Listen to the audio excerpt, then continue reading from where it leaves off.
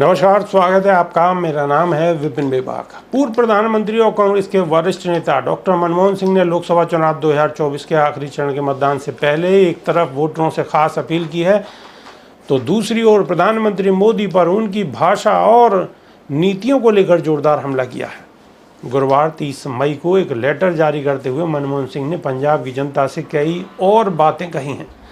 Doctor Manmohan Singh ने कहा है कि मेरे प्यारे साथी नागरिकों, भारत एक महत्वपूर्ण मोड़ पर खड़ा है। अंतिम चरण के मतदान में हमारे पास लोकतंत्र और हमारे संविधान को सुरक्षित रखने का, एक निरंकुश शासक को ख़त्म करने का एक अंतिम मौका है। पंजाब और पंजाबी योद्धा हैं। हम अपने बलिदान की भावना के लिए जाने जाते हैं। हमारा सौहार्द और लोकतांत्रिक व्यवस्था में सहज विश्वास हमारे महान राष्ट्र की रक्षा कर सकता है। अपने लेटर में मनमोहन सिंह ने कहा है कि मैं इस चुनाव अभियान के दौरान राजनीतिक चर्चा को बहुत ध्यान से देख रहा हूं।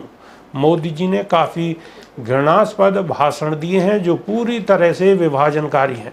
मोदी जी पहले ऐसे प्रधानमंत्री हैं जिन्होंने पद की गरिमा और उसके साथ ही प्रधानमंत्री पद की गंभीरता को कम किया है। इससे पहले किसी भी प्रधानमंत्री ने किसी खास वर्ग या विपक्ष को निशाना बनाने के लिए इतनी घृणित, असंसदीय और निम्न स्तरीय भाषा का इस्तेमाल नहीं किया। उन्होंने मुझे लेकर भी कुछ गलत बयान दी हैं। मैंने अपने जीवन में कभी भी एक समुदाय को दूसरे से अलग नहीं किया। यह भाजपा का विशेष अधिकार और आदत है। मनमोहन सिंह ने आगे लिखा, पिछले 10 साल में भाजपा सरकार ने पंजाब और पंजाबियत को बदनाम करने में कोई कोर कसर नहीं छोड़ी है।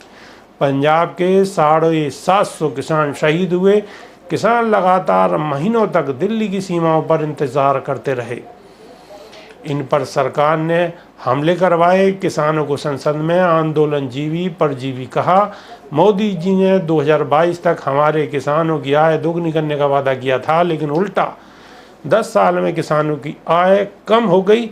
हमारे खेत परिवारों की बचत को नष्ट कर दिया और उन्हें हाशिए पर छोड़ दिया। इस बार कांग्रेस पार्टी के घोषणा पत्र में किसान न्याय के तहत 5 गारंटी है।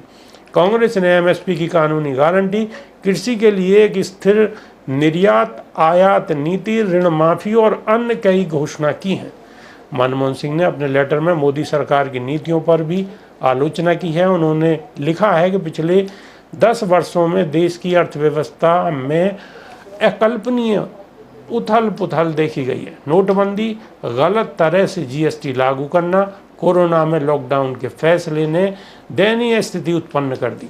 भाजपा सरकार के कार्यकाल में औसतन जीडीपी विकास दर 6% से कम रही है, जबकि कांग्रेस यूपीए के कार्यकाल में यह लगभग 8% थी। अभी के लिए सिर्फ इतना है। नमस्कार।